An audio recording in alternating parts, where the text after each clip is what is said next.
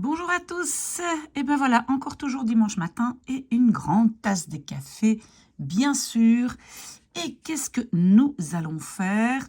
En fait, il y a Manon qui m'avait déjà contacté plusieurs fois pendant les dernières semaines. Et donc, elle a quand même envie d'avoir un peu la liste des fautes courantes des francophones en néerlandais. Et c'est vrai, Manon a tout à fait raison. Il y a certaines fautes qui sont typiques pour des personnes avec une certaine langue maternelle. Et donc ici, c'est tout ce que j'ai trouvé. Voilà, tout ça, tout ce que j'ai trouvé dans ce qu'on m'a envoyé. J'ai déjà fait une vidéo maintenant pour Sylvie, c'est déjà une partie, mais nous continuons.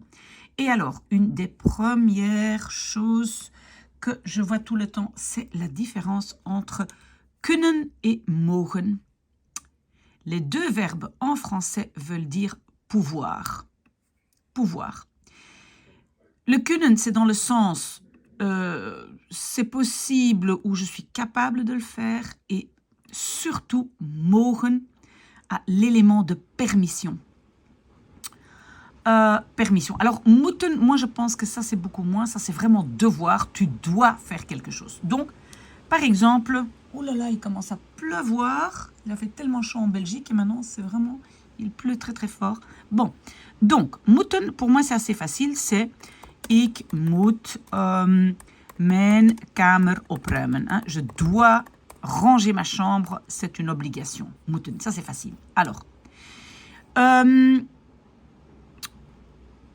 mogen, ça c'est permission. Mag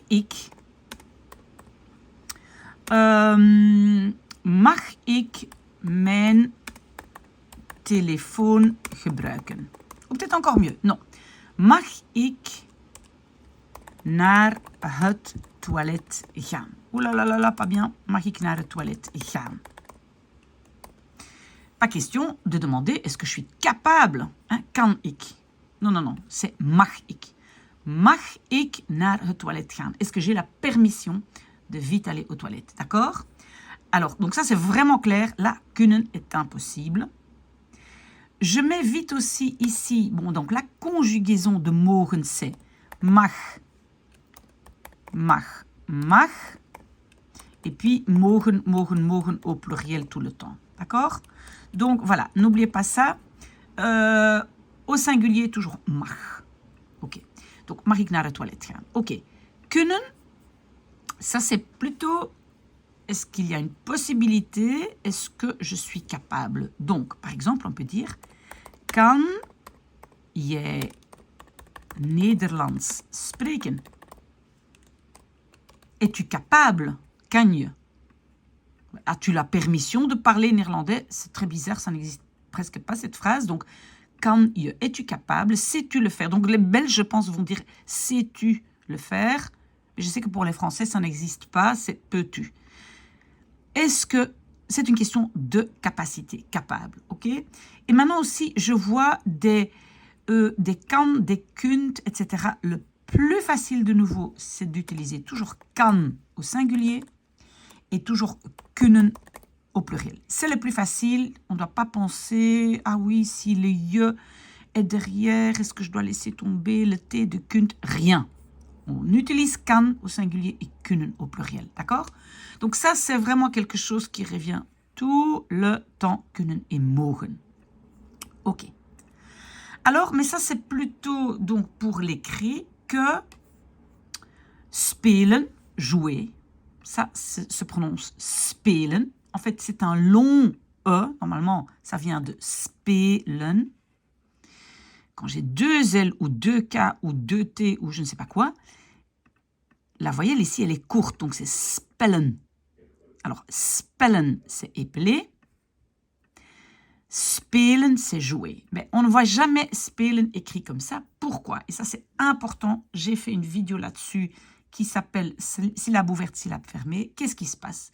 Donc, quand j'ai un long E en néerlandais qui s'écrit par deux E, donc ça, c'est E. Mais si ce long E, ou ça peut être un A ou un O, voilà, si il se trouve en syllabe ouverte, et c'est quoi encore une syllabe ouverte? C'est que si je chante ce mot spelen, si je le chante, je le couperai ici. Hein? Vous voyez là le slash? Eh bien, si le double E est devant ce slash, je peux enlever un E et je continue quand même à prononcer spelen, long. D'accord? C'est important parce que sinon, le sens du mot change. Spellen, épeler, spelen, jouer. Voilà, donc, ok, donc on a par exemple aussi latten, ce sont deux lattes, hein, twee latten. Mais j'ai aussi le verbe laten, qui veut dire laisser. Et donc, normalement, ça vient de ça, mais j'ai pu couper un A parce que le double A est en syllabe ouverte. Encore un exemple, et puis on continue. Je peux dire... qu'est-ce que je peux dire? Poken, c'est une maladie de poken. Et j'ai le verbe poken, hein, qui veut dire, on peut in het vuur poken, comment traduire ça? En fait, c'est pas important. C'est pas important, je trouve pas le mot, mais donc ça vient de poken. Et j'ai pu enlever un O parce qu'il se trouve en syllabe ouverte, donc syllabe ouverte, je peux enlever un O. Poken, poken. D'accord? Très important. Surtout quand on écrit, mais quand même pour pouvoir le prononcer convenablement aussi. Alors, volgend jaar, vorig jaar. Donc, c'est l'année prochaine et l'année passée. D'abord, il y a plein de gens qui confondent les deux et qui mettent pour l'année passée ça, pour l'année prochaine ça. Donc déjà, ça c'est prochaine, passée. D'accord? Ok, ça c'est une chose. Deuxième chose, c'est que normalement, c'est vrai, on ne doit pas très bien connaître la règle de E à l'adjectif. Et donc, est-ce qu'on va mettre volgende ou volgend, hein, ou est-ce qu'on va mettre vorige ou vorig? Pouvoir couper le E à l'adjectif, c'est vrai que pour moi, ce n'est pas une règle très importante. Mais dans ces deux expressions-là qui reviennent tout le temps, faites-le. Apprenez juste par cœur volgend jaar, vorig jaar. Sinon, ça fait vraiment un peu bizarre. Dans d'autres cas, c'est moins important. Mais ici, s'il vous plaît, apprenez ça par cœur. Bien. Alors, on confond dur et moeilijk. Dur, en néerlandais, c'est pas dur. On appelle ça, ce sont des fausses amies. Parce que dur en néerlandais n'est pas dur en français. Dur en français, c'est cher. Et moeilijk en français, c'est dur ou difficile.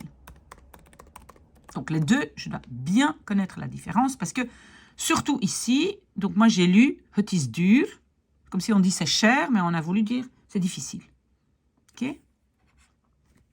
Encore un truc, je ne sais pas d'où ça vient. Les gens qui écrivent, donc, ik was grappig. Je pense que, oula, pardon, grappig. Grappig, ça veut dire un peu comique, amusant, quelque chose qui fait rire. Grappig. C'est quelque chose, un grap, c'est une blague. Quelque chose qui est, à mon avis, dans les cas où moi je l'ai lu, on veut dire ik was blij, j'étais content, heureux. Donc on va dire ik was blij. On peut dire aussi ik was gelukkig, hein, heureux. Mais pas ik was grappig. Grappig, grap, c'est une blague. Donc ça aussi, grappig, blij, attention. Voilà. Je ne sais pas très bien d'où ça vient, mais je l'ai vu souvent. Alors, ok. Als et aangezien. Ça, je comprends pourquoi on confond, parce que les deux en français, ça veut dire comme. Mais il y a deux comme. Le premier comme, par exemple, je suis comme toi. Hein, là, on peut utiliser als. Ik ben als jij, als ou bien zoals. D'accord? Donc le zo n'est pas toujours indispensable, mais voilà, ça c'est comme toi. Ici, le comme toi. C'est une comparaison. Mais j'ai aussi, en français, comme je suis fatiguée, oh là là, je ne sais plus taper, je vais dormir. Ça, c'est plus dans le sens vu que, hein, ça c'est un autre comme. Et ce comme-là, là, je vois souvent la faute, ce comme-là, il va être traduit par angezien. Et ça, c'est pas trop difficile à retenir parce qu'il y a un peu vu dedans. Hein, angezien, vu. OK? Donc, attention à ça parce que j'ai vu souvent als ik moe ben. Non. C'est vrai que als, ça peut aussi être si. Donc, si maintenant je veux dire si je suis fatiguée, si je suis fatiguée, là aussi, je peux dire als ik moe ben. D'accord? Mais c'est donc, qu'est-ce qu'il faut retenir? Que quand ça veut dire vu que, on le traduit par angezien. Ça, c'est le mot important à apprendre, c'est angezien. D'accord? OK. Alors, encore une fois, je l'ai déjà dit souvent, une préposition ne peut pas être seule, mais ne peut pas non plus être suivie par dat ou het. En français, on peut dire avec cela, de cela ou de ça, d'accord? En néerlandais, on ne peut pas avoir une préposition plus dat ou het. Donc, je dois barrer tout ça. Et qu'est-ce que ça devient? Ce sont de nouveau les fameux adverbes pronominaux. Donc, c'est ervan. Je vais peut-être faire un espace ici. Ervan ou daarvan. Donc, je colle le ou daar devant. Si c'est met dat, ça va être ermee ou daarmee. Oui, pardon, encore une faute. Over dat, ça va devenir erover ou daarover. D'accord? Et quand je pose une question, ça devient même waar. Waarover spreek je? Hein? Donc, la préposition est accompagnée de de daar ou de waar dans une question. Mais pas de dat ou het. D'accord? OK. Autre chose. Il y a des verbes en français qui peuvent être utilisés sans objet. En français, on peut dire je sais, ou je connais, je pense, je comprends, je sais. On peut dire ça en français. Mais en néerlandais, on ne peut pas le laisser seul. Il faut un objet. Donc, par exemple, on peut dire het, je le sais, ou je la connais, hein, ik ken haar. Donc, ik ken haar, je la connais. Donc, ik ken, de nouveau, ça, je dois barrer. Non. Ik denk non plus, comme ici. Hein, donc, qu'est-ce qu'on doit mettre? On doit dire ik denk het, je le pense. Je comprends, ik begrijp het. Je sais, ik weet het. Donc, ces verbes-là ne peuvent pas rester sans objet. D'accord? Autre chose, la différence entre na et daarna. Alors, combien de fois est-ce que moi j'ai lu la phrase na ging ik naar de film. Après, je suis allée au cinéma. Oui. Alors, na, non. Na, parce qu'en français, on peut dire après, je suis allée, blablabla. Mais en néerlandais, de nouveau, le na ne peut pas être, c'est une préposition, elle ne peut pas être seule. Donc, je suis obligée de dire daarna ou erna. Donc, ça, c'est pas bon, je dois dire daarna ou erna. Donc, le petit c'est bon aussi. Vous voyez ici le petit hein, souvenez-vous, le petit r. OK? Encore une fois, in et naar, je l'ai déjà dit dans l'autre vidéo, naar est une direction. Je vais en France, donc ça veut dire d'ici vers la France, c'est naar. Je suis en France, ik ben in Frankrijk. In, on ne bouge pas, naar, on bouge. Direction. Important, mais les fautes continuent. Alors, trois verbes, pardon, leren, luisteren, horen. OK. Leren, en néerlandais, ça veut dire c'est apprendre, mais dans le sens étudier. Je vais d'abord mettre quelques phrases en français. Par exemple, en français, j'ai appris que il va venir. J'ai appris qu'il va venir. J'ai appris, ici, c'est pas étudier, hein, ça veut dire entendre, apprendre quelque chose. Mais ça, en néerlandais, ça ne peut pas être leren. Ça, c'est vraiment étudier. Dans ce sens-ci, en néerlandais, on va dire j'ai entendu. Donc, ik heb gehoord. D'accord? Donc, ça, c'est déjà une faute à ne pas faire. J'ai appris. C'est seulement ik heb geleerd quand c'est vraiment, quand c'est étudié. Mais pas quand j'ai entendu dire quelque chose. Là, c'est ik heb gehoord. Donc, ici, qu'est-ce que je dois écrire? Ik heb. Je continue à faire des fautes. Dat. Ik heb gehoord dat. Ok? Ik heb gehoord. Ok. Après, je vois aussi des gens qui confondent écouter, luisteren, et horen, entendre. Donc, pour dire j'ai entendu que, j'ai vu aussi, ik heb geluisterd, j'ai écouté. Non, hein, ça c'est pas juste. Hein? Pas ik heb geluisterd, ik heb gehoord. Donc là aussi, faire attention. Ok? Oui.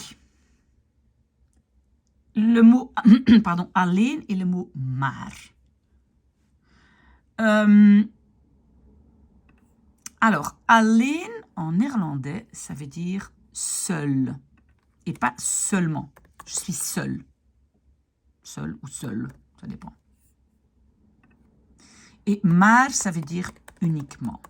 Alors, quelles sont les fautes que moi j'ai vues? J'ai par exemple vu ik heb alleen één broer. Voilà. J'ai, et en fait, c'est comme si on dit j'ai seul un frère. Non, en néerlandais, c'est j'ai uniquement. Ik heb, maar. On est d'accord que maar, ça veut dire aussi mais, hein, mais ça veut dire aussi uniquement. Donc, ik heb maar één broer. Maintenant, on pourrait dire alleen maar. Hein, on peut mettre la alleen devant alleen maar. Mais ce n'est pas nécessaire. On peut juste dire ik heb maar één broer. Donc, uniquement. Alleen, en néerlandais, ça veut dire seul. On peut dire ce soir, je suis seul. Vanavond ben ik alleen thuis. Je suis seul à la maison. D'accord? Ça, c'est alleen. Mais quand ça veut dire uniquement, c'est maar. Ok. Alors, j'entends des gens qui utilisent important and possible en néerlandais, mais ça n'existe pas en néerlandais. Important, c'est belangrijk. Et possible is mogelijk. Voilà. Je ne sais pas pourquoi certaines personnes pensent. C'est vrai qu'on peut utiliser des mots en français ou en anglais facilement en néerlandais, mais pas ces deux-là. Okay? Je vois aussi qu'on confond sommige, quelques... oui, sommige, enkele en som. Donc, som, non, parce que ça, c'est anglais. Ça, je pense qu'on confond avec l'anglais qui est en fait écrit comme ça, som. Donc, je pense qu'on confond. Alors, la différence entre sommige et enkele, quand on veut dire quelques-uns, donc sommige est certains, oh oui, évidemment, il ne peut pas barrer. Donc, sommige, c'est certains, et enkele, c'est quelques-uns. Quelques-uns. Donc, par exemple, nous allons faire un pique-nique et certains préfèrent aller à la forêt. Sommige. Et parfois, quand c'est pas un adjectif, un substantif, on peut mettre un N, sommigen, hein, mais ça, c'est une autre question. Mais donc, certaines personnes. Alors que quand c'est juste, on veut dire quelques-uns, pas tous, enkele. Donc, dans la phrase, nous allons faire un pique-nique et certains préfèrent la forêt, ben, on peut utiliser les deux. Sommigen willen naar het bos, enkelen willen naar het bos. Ok. Mais dans le sens où j'en ai seulement quelques-uns, par exemple, j'en ai quelques-uns. On ne peut pas dire ik heb sommige. Oula, qu'est-ce que j'écris là? Ik heb enkele. D'accord? Ok, alors. Ah oui, le graag. Graag en néerlandais, ça veut dire volontiers, ce n'est pas un verbe. Alors, il y a beaucoup de professeurs qui disent que utiliser graag au lieu du verbe houden van, parce que houden van, c'est aimer. Hein? Et graag exprime aussi qu'on aime bien. Mais graag n'est pas un verbe, donc il faut un verbe. Et il doit être à la deuxième place. Donc, ik voetbal graag. Ik zwem graag. Ik eet graag. Ik drink graag. D'accord? Graag n'est pas un verbe. Ça veut dire un peu en français, je vais le mettre entre parenthèses, un peu comme volontiers ou avec plaisir. Mais il faut alors encore un verbe. Ok? Ok. Alors, un autre truc, ça c'est vraiment la traduction textuelle de quelque chose qu'on utilise en français. Moi, je vais bien. Hein, en français, on peut dire ça. Moi, je vais bien. Pourquoi? Parce qu'en français, on ne peut pas mettre l'accent sur « je ». On peut pas dire en français « je vais bien ». On va toujours dire « moi, je vais bien ». On appelle ça la forme tonique, c'est pas important. Mais en néerlandais, on peut mettre l'accent sur « je ». Et en tout cas, donc ça va être « ik ». Mais en tout cas, même si on le fait comme ça, on va dire « je vais bien ». Donc, qu'est-ce qu'on doit écrire? Ça, c'est pas bon. Qu'est-ce qu'on doit écrire? On doit écrire ik. Ah oui, mais la phrase n'est pas très bonne parce qu'en néerlandais, on dit pas je vais bien. Alors, on va par exemple dire moi, je suis fatigué. D'accord? Hein? Pour ne pas avoir deux problèmes dans une phrase. Hein? Moi, je suis fatigué. Alors, ik ben moe. On peut mettre l'accent sur ik, on peut dire ik ben moe, pas toi, moi. Même si on le répète deux fois, on va dire ik ben moe, mais pas mais. Ok? Ok. Weten, kennen, kunnen. Ok. Kunnen, on avait déjà dit, ça veut dire pouvoir, capacité. Et donc ça devient kan ou kunnen au pluriel. Donc, on prend d'abord le kunnen. Ik kan piano spelen. Voilà. Ça va? Ça veut dire je suis capable. Être capable. Ok, ça c'est clair. Alors, kennen, c'est connaître. Ik ken, et c'est donc très souvent connaître, c'est quelque chose de bien spécifique, mais en fait, c'est comme en français. Kennen est connaître et weten est savoir quelque chose de plus général, je le sais. Hein. Mais kennen, c'est quelque chose de spécifique. Ik ken die man, je connais cet homme, et ik ken die stad, cette ville. D'accord? Donc connaître est quelque chose de bien spécifique. Kennen. C'est donc en français, c'est connaître. Et j'ai oublié un T. Alors, qu'est-ce que j'ai encore? Weten. Ça, c'est comme savoir. Ik weet wat je wil. Je sais ce que tu veux. Et ça, c'est donc savoir. D'accord? Donc, en principe, ce n'est pas difficile. Il y a une traduction pour chaque, mais il ne faut pas les confondre. Comment est-ce qu'on fait pour ne pas les confondre? On les met bien les uns à côté des autres et on regarde bien. Ah oui, c'est ça la différence. Sinon, on continue à les confondre. Oui, le truc que j'ai vu souvent aussi, c'est passer du temps. Tijd passen, tijd passeren. Non. En néerlandais, c'est tijd doorbrengen. Passer du temps. Et c'est un verbe à particules séparables. Donc, ça va donner ik breng tijd door. Ik breng tijd door. Je passe du temps met voetballen. À faire du foot. Donc, c'est tijd. Ik breng tijd door met voetballen. Ça va? Donc, c'est doorbrengen. OK? Alors, j'ai vu aussi, ik ben geconfineerd. En néerlandais, on ne dit pas je suis confiné. On utilise le mot anglais in lockdown. Oui, ce sont les mots assez récents hein, depuis le virus du corona. OK. Autre chose, c'est le mot elkaar. En français, on va traduire elkaar par se. On se téléphone, on s'aime, on se parle. En néerlandais, quand ça veut dire l'un l'autre et pas soi-même, hein, parce que on peut utiliser ce soi-même, mais quand ça c'est, pardon. Quand ça veut dire l'un l'autre, en néerlandais, je vais le traduire par elkaar. Bon, je suis pas bien occupée là, mais je vais faire comme ça. L'un l'autre est égal à elkaar. Quand c'est soi-même, donc nounou par exemple, soi-même ou nounou, c'est, si maintenant on dit nous l'avons, alors c'est ons. Mais ici, we bellen elkaar, nous appelons. C'est pas nous appelons nous-mêmes, d'accord? Non, non. Nous appelons l'un l'autre. Quand c'est l'un l'autre, c'est elkaar. C'est un peu comme en anglais each other. En fait, c'est tout à fait comme each other. OK? Alors, met je. Donc, quand on a une préposition en néerlandais, met, in, naar, voor, voilà, on utilise l'objet et pas le sujet. Je, c'est tu.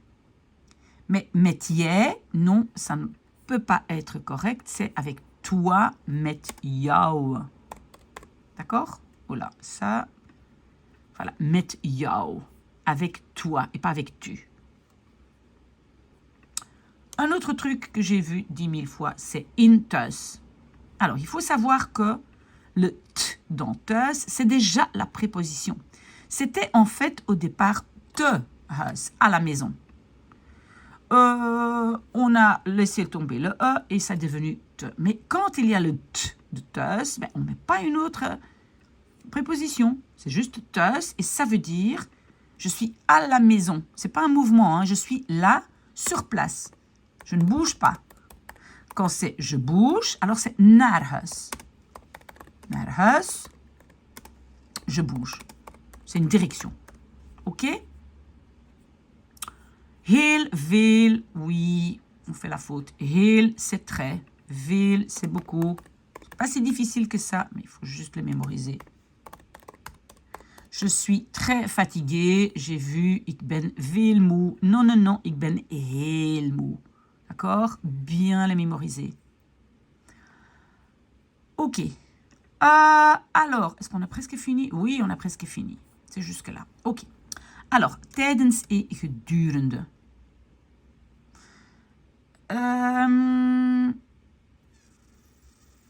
Ça, c'est un peu... Qu'est-ce que j'ai vu comme faute? J'essaye de réfléchir.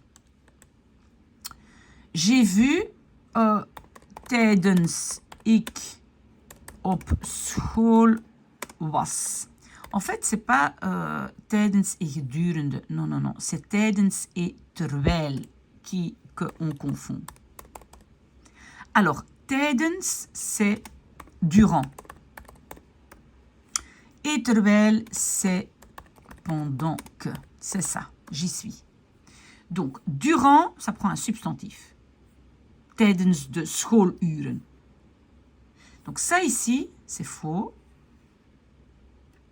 Ça doit être pendant que j'étais à l'école.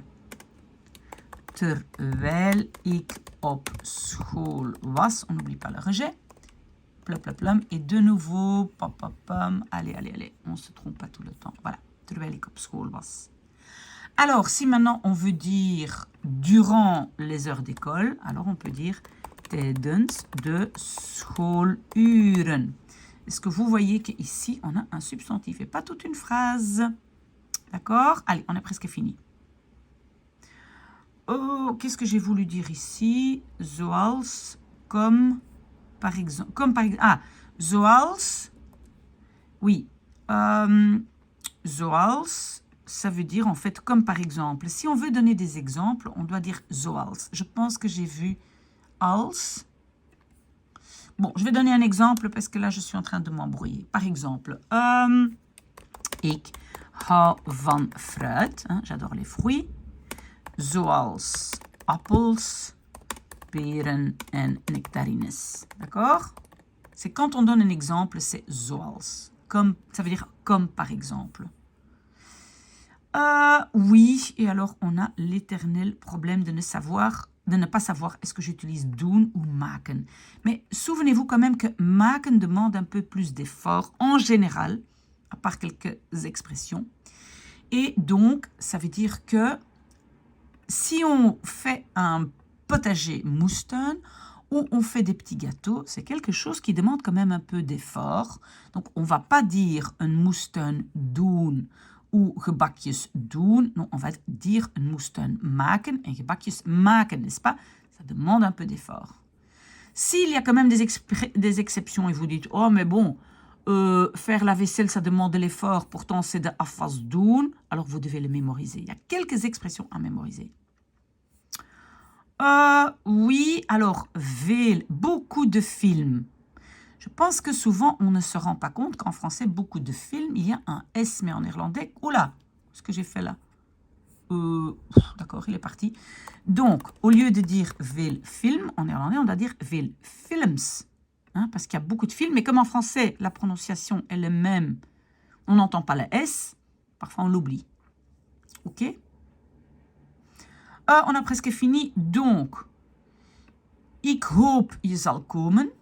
Ik weet je zal komen. J'espère tu vas venir. Je sais tu vas venir. Donc, en néerlandais, on est obligé de mettre dat. J'espère que dat je zal komen. Je sais tu vas venir. Je sais que tu vas venir. Il faut le dat pour la phrase subordonnée, d'accord? Alors, zo ik denk. Donc, je pense, c'est pas zo ik denk. Non, on va barrer ça. C'est dus, denk ik. Donc et dus. Et pas comme en anglais, so. Hein? Dus et inversion, n'est-ce pas? Seulement quand on parle et on imagine un peu un double point ici, on peut ne pas faire l'inversion. Mais normalement, quand on écrit, c'est inversion. Dus, denk ik. Et le dernier, on en a déjà parlé. On ne peut pas dire me, ik hou van. On doit dire ik, même si on les répète. Ik hou van. Voilà, énormément de choses à retenir. Je pense que c'est pas mal de mettre sur, comme ça, dans une liste, tout ce qu'on fait, toutes les fautes qu'on peut faire. Quand on est très, très conscient de ça, on peut s'améliorer. Sinon, ça reste dans le flou. Vous le savez en dessous de la vidéo ou bien maybe Miss A can help you at gmail.com ou en dessous de la vidéo, bien sûr. Continuez à me poser des questions. Merci mille fois.